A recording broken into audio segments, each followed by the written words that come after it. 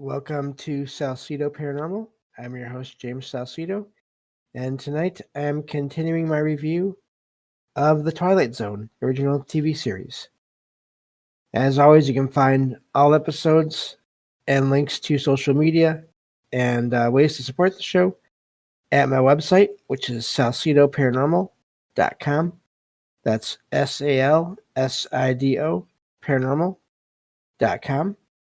Also, in every episode description, you can find a link to the Troubled Minds Radio Network, KUAP Digital Broadcasting, where you can hear 2 episodes of my show every night at 6 p.m. Pacific, 9 p.m. Eastern, right before Troubled Minds Radio starts.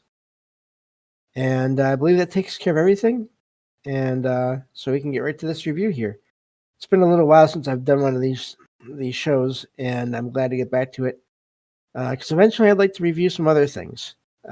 But there's so many episodes in this TV series, this Twilight Zone TV series, and there's really maybe only one or two that have been sort of simple enough where I wasn't extremely interested in them. But overall, it's been a great series so far, just through the first 2 seasons that I've watched or listened to. And I still have 3 more seasons to get through. So I'm still in the middle of reviewing season 2 right now, but I've already listened to all the episodes in season 2. So yeah, there's like 150 some episodes total in all across the 5 seasons. But so tonight I start with episode. Let's see here. I have it right here on my my Wikipedia page that I have pulled up for this. If you ever do manage to get through all the shows and you want to remember them or look into them more, Wikipedia actually has a good collection as a webpage with all the shows, all the episodes listed and with the titles and everything, and links to all the episodes. So it's been useful for doing these reviews, just to give me something to work with to remind me of what the show was and help me sort of talk about these shows to review them. So we are on season 2, episode 18, and that is The Odyssey of Flight 33.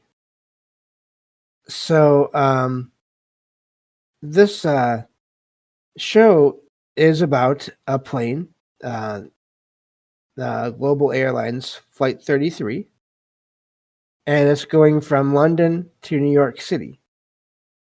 Around 50 minutes into the away from Idlewild Airport. I'm guessing that's in New York City or in New York. The captain, Captain Farver, and his crew noticed that the ground speed of their plane, which is a Boeing 707, is increasing beyond all measure, beyond all reason, and then their true airspeed remains the same. So there's no risk of the plane breaking up. But they can't contact anyone by radio at this point either.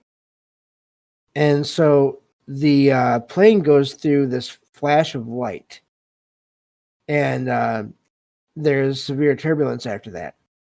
And the captain wonders if they've gone through the sound barrier. There's no damage to the plane after all this, but there's still no contact with any radio at all on the ground.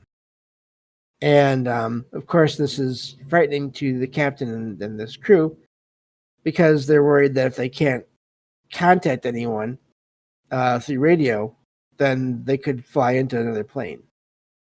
So, and at this point, they're above the clouds. So they go down beneath the clouds, and they're able to see the geographical outlines, so the coastline of Manhattan Island in New York and other landmarks, but there's no city there. And so the crew starts to think that they have traveled back in time. When and they also, I didn't notice this part in the show, apparently, they think this because they also at one point saw dinosaurs, different kinds of dinosaurs on the surface below them. So they don't know what to do for a little while, but they figure out, or they wonder, they really don't know, if they wonder how to get back home to their destination in their appropriate time. And so they decide to go back up to the level they were at before to try to catch the same point in speed and in time and location. And there's another flash of light and more turbulence. And once they do that and they come back down from the clouds, the city is there. It's visible again. They still can't contact the airport they were looking for, which is Idlewild, but they are able to contact LaGuardia, I think is how you say it, airport in New York City. But the air traffic controller on the radio doesn't understand the references that the captain is making to his plane and their identification and other factors. And so but so this air traffic controller does eventually give them permission to land, but orders them to report to the to an office afterward, and to apparently this CAA office. And the captain doesn't understand this because this was it CAA? Let me see here. The captain says that it doesn't make sense. That name doesn't make sense because it's now the Federal Aviation Agency in his time, and they haven't called it the CAA in years. And so that's when they realize, they start seeing structures that they recognize from the past. And it turns out they have gone back in time. And again, this shows in the 60s. They've gone back in time. So they've gone forward in a sense that there's no dinosaurs on the ground anymore, but they're still not in their own time. They've landed in 1939 at the time of the World's Fair. And so they did come back forward through time, but not far enough. And the captain tries to go take off again and go back to their own time, but they don't have enough fuel to go through that, whatever that point is in time and space and in the air, that so they haven't actually taken off yet. I don't think. They're still in the air waiting to land, and they try to go back through that time. That's actually, I just remember this now. And they realize they can't, so the show ends with them being stuck in the past, and they're going to have to land and apparently live out the rest of their lives in the past. So there's a lot to kind of cover in this as it relates to this show, because there have been reports of planes vanishing and throughout history in the real world. And Sweets, they recognize there were so many shows. I didn't realize that either until I started reviewing it, and I'm not sorry I did, because there's just so much. Almost every one of these shows has connections to actual events that happen in the world that are anomalous or unexplained.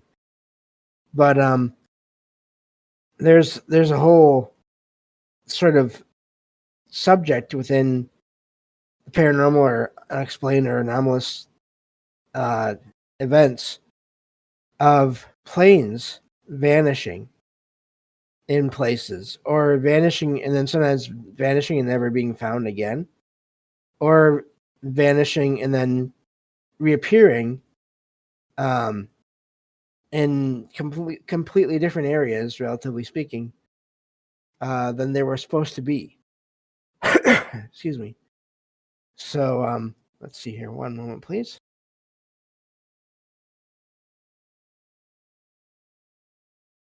Okay, had to cough there. So yeah, that's what's really amazing about this, and this has been used in fiction a lot over the years too. What's really odd is, as far as sort of personal synchronicities go, I'm in the middle of reading like 3 or 4 or 5 books at the moment, because I just do things that way, apparently. But this idea of planes somehow hitting these weird points in space has been used in fiction a lot. I'm in the middle of reading a novella from Stephen King, and part of his book called 4 Past Midnight, and it's about this plane that they're in the air. I forget where they were flying to. It doesn't really matter so much, but everyone who falls asleep on the plane, when they wake up, everyone else in the plane is not there. And they've somehow vanished, and no one knows how. And they end up being in some weird version of the world that's not quite just time travel, it's something else. And so yeah, it's really weird that I had that. I've been listening to that book here and there, as at around the same time that I listened to this episode of the show too. So but yeah, that's the description really of that show. It's fairly simple, but it's also just, it brings up questions of what would happen if people were stranded in a different time period. Is that how certain technologies get invented sooner than maybe we think they should be? If there's if there's ever any accidental kind of time travel, does that lead to people sort of figuring out how to do things years before the people in their world did? And there's also this other question I've always wondered about with time travel, and I've heard this idea put out there that on different shows, that really when you time travel, you're actually not just traveling through time in your own universe. You are essentially creating or going to, and either one, I don't know, a different universe, at a different point in time in a different universe, so that you will never get back, possibly, to your own universe in time. Things will be different. There was another episode of the Twilight Zone where that happened to a character. One of the most recent shows I did, it happened with a character in the show, not through air travel, but just through who knows how. No one really knows how it happened. So, time is definitely one of these things that this TV series plays with a lot and does a really good job with it, I think. Excuse me. So, let's move on to the other episode I'll review for this show here. And the nice thing too about these again, I'm not there's a lot on Wikipedia that it's hard to trust or hard to know what's accurate or not, but the nice thing about these pages too, for this, it seems like with fiction they're pretty good at reviewing things. But the other neat thing about this set of pages on Wikipedia for the Twilight Zone is you can there's links to the previous and the next episode in each page, so you can go there and click on the next episode if you want to. So, which is what I just did. This is episode, let me see here, 19 of season 2. And this one is called Mr. Dingle the Strong. This is sort of it has a lot of humor in it, this episode, in a way. So this episode starts with these two aliens that show up in a restaurant, but no one sees them, and these people are barely disguised as humans, but again, no one notices them anyway. So they're observing different people in the restaurant, and they notice this one guy in there who seems to be sort of just down on his luck and not really doesn't really isn't what do you call it, is basically just an ordinary person in a lot of ways. Sad, basically a sad person, bullied a lot by people around him, and so they decide to give him super strength for a limited amount of time, and to see what he will do with this ability, this new super strength ability. And Dingle decides, once he realizes he has the strength, he decides to just show off with it. And so the at one point he becomes popular enough and well known enough where this live television audience or live TV crew is brought in to watch him do these amazing things.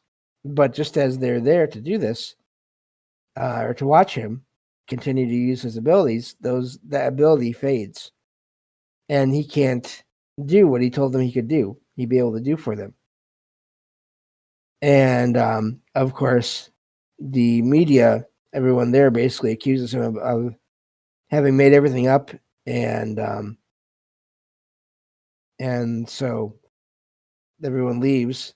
And also, I thought it said gentleman, but I think maybe that was referring to the people that were in the bar, because really it's this the alien is this being with two heads and mechanical looking, almost like a mechanical looking body, or at least suit.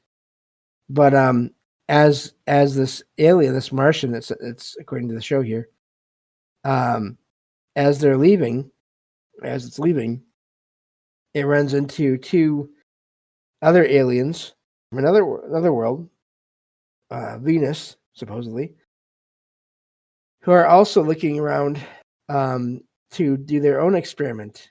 And the Martians recommend Dingle to the Venusians, and of course, no one can see any of these aliens, which is also amazing, because it makes you wonder that are they on different levels of reality where they're just not noticed. So the Venusians decide to accept this recommendation, and they give Dingle super intelligence. And Dingle starts thinking about just everything, and is able to predict the outcome of this sports game, baseball game, I believe. And so, again, he has this ability now, but the idea is, well, how long will it last? And so that's where the show ends, with him sort of just going on with this new phase in life, and the show ends there. So it makes you wonder about people that develop weird abilities over time, and are they abilities that people do develop on their own, or are there other forces that grant these abilities at times, and for different reasons? And so that's sort of where my mind went with that episode when I saw it. And of course, it was done, like I said, in the very it was one of the more comedy-based shows in a way. Some are really dark in this series, but others, like this one, were fairly lighthearted, even though does raise serious questions, in a way. So, but yeah, that's those 2 episodes, and so yeah, I'm enjoying the show so far. I would love to hear recommendations from everyone about what other TV shows to watch, or well, not really watch, listen to. That's sort of how I do it now, and I review them after. I'm planning on reviewing Stranger Things. Probably next after I get done with Twilight Zone. It's still going to be a while before I get done with Twilight Zone. I'm still reviewing season 2 right now, and I still have 3 more seasons to listen to and then review. So it's going to be quite a while. Probably by the time, I believe I've heard that the last season of Stranger Things will be out later on this year, in October or something like that, around that time. I may still be reviewing the Twilight Zone at that time. And even once I get done with that, I'll still want to review all of the first 4 seasons of Stranger Things, just because there's so much in there we could talk about. So I won't be spoiling. It's not like I'll be spoiling the plot for the new last season right when it comes out. It'll be quite a while. But yeah, so I would love if anyone has any recommendations for TV shows or movies that you'd like me to review. Please feel free to let me know, and I will if I can. I can't sign up for all the streaming platforms, but when I will see what I can do based on any recommendations, and we can go from there. I don't mind sort of stopping one service for a little while to sign up for another one to get certain movies or TV shows if needed. So, also I should mention I was going to review some of the Star Trek stuff, but there's just so much there, and it can get so confusing with timelines and alternate and parallel universes, and there's still so many new shows out there. I just don't. I don't feel like I want to get into that whole situation. I would definitely recommend Star Trek. Definitely the series from the 80s and 90s, the Next Generation, Deep Space Nine, Voyager era. I would definitely recommend those. I'm still listening to. I'm going through right now. I'm listening to all those again. But yeah, there's just too much there to review. I wouldn't mind at some point also reviewing the X-Files, even though we'll have to see where I go with that, because I don't know if I want to review every episode, because a lot of that, I think some of them more, I don't know. I feel like there could just be some episodes that may not take long, or there may not be a ton to review. So, and plus there's like 11 or more seasons of that, something like that. There's like at least 10 seasons plus 2 movies. So that's a lot there too. So, I mean, if no one minds these huge series on these different fandoms, then that's okay too. But I also don't want anyone to get tired of these either. So, anyway, that's all the time we have for this episode. Thank you all for listening, and I will talk to you all next time on Salsido Paranormal. Take care.